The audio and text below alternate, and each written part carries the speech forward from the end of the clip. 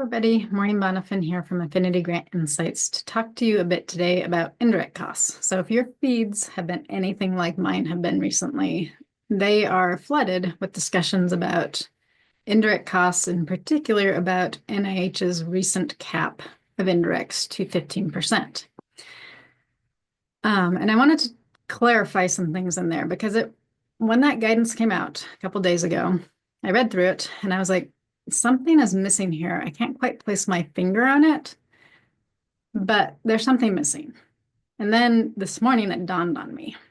And I went back through, reread the guidance, and sure enough, there is no base mentioned for how we are supposed to calculate this 15%. And I'll get into more about what that means in a second. But what it first told me was whoever wrote this new guidance has not worked in the grant world. Because in order for us to calculate indirect costs, we need to understand the base upon which we need to do that calculation.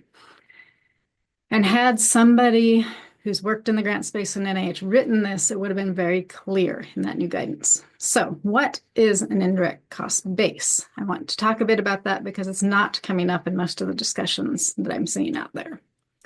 Give me a second to share my screen because I have an example.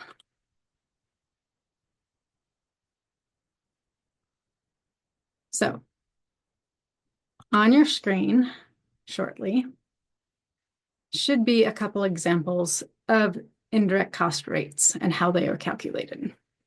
So the top example is at 50% indirects, which is a fairly regular occurrence for research institutions. And below is the 15% that NIH is recommending we do the cap at. Now, when most people hear that indirects are 50%, what they think is that we take the total grant award, the $100,000 in this case, we multiply that by 50%, and that is how much of the award goes towards these indirect costs. Now, with the very few exceptions of a few federal programs and a few foundations, most agencies do not calculate or cap indirects on the total award amount. Instead, what the federal uniform guidance tells us and directs us to do is use one of two different types of bases, either total direct costs or modified total direct costs. And there are other bases out there as well, and part of the negotiated indirect cost rate agreement process, which most organizations that charge more than 15% indirects go through. Part of that process is determining what your base is going to be, and that is in collaboration with the federal government. They are the ones who approve that negotiated rate. The two most common bases are total direct costs, modified total direct costs. So let's take a look at those two most common bases. So for total direct costs, what we're applying that 50% indirect cost rate to is the direct costs of the project. In our case, $666,666 is cost directly related to the activities of this project. We would calculate 50% of that, getting $333,333, or 33% of the total award that you're getting for this grant goes towards indirect costs. Now, what is quite common is that a research institution will use modified total direct costs for their indirect cost rate because it is, in fact, less expensive than total direct costs. So modified total direct costs, the guidance given to us by the uniform guidance on grants, is that we need to exclude certain categories. Most common things are tuition, equipment over $10,000, and subawards over $25,000, although very recently that was up to $50,000, but most people are still in their old indirect cost rate agreement, which is at the $25,000. So we're going with that for now. So with that in mind, what you do is you take your direct costs and you exclude or remove all of those excluded items, which brings our base amount down to $48,000. And it is that $48,000 that we charge the 50% indirects to. which results in $40,000 or $24,000, or 24% of the total amount of the grant goes toward indirect costs. So why is this important to understand? I mean, it's a lot of math. I was a math major. I like doing math. Not everybody likes doing math. But this is important to understand because there are a lot of costs of doing research that cannot be allocated to any individual project.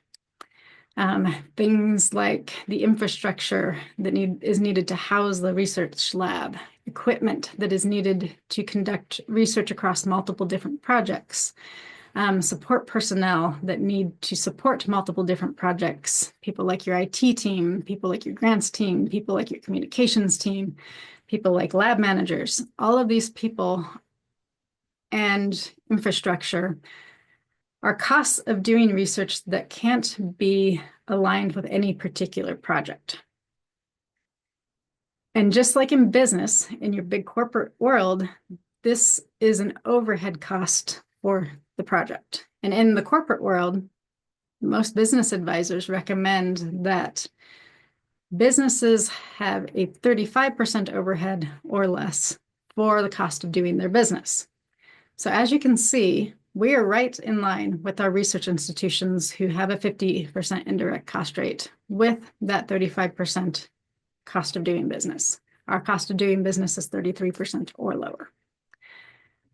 And so if we reduce this down to 15%, whether that's applied on the total amount of the award or on the direct costs or modified total direct costs, we are at minimum having the amount of funds that we have available to support the research, the cost of doing research.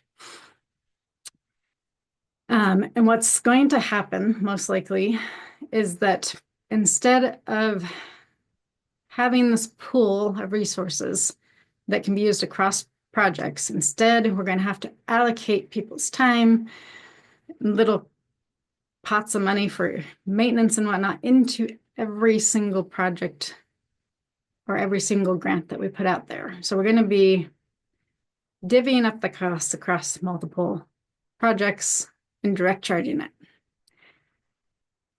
And this is not great on a couple levels. One, it's going to create a lot more administrative burden for both the funders, both NIH who's going to do this, and for those people managing the grants on the awardee side. Because we're going to have to oversee making sure that things are happening in the exact percentages we say they are. And two, it doesn't allow us to fully comprehend or project for these shared infrastructure costs. So I leave you with those thoughts about why indirect cost base is important, why indirect costs are important. And if you have any other questions about the changes that are happening with the incoming administration or in the grant world, regular grant questions, feel free to reach out to me, either comment below in this video, or you can email me at maureen@affinitygrants.com.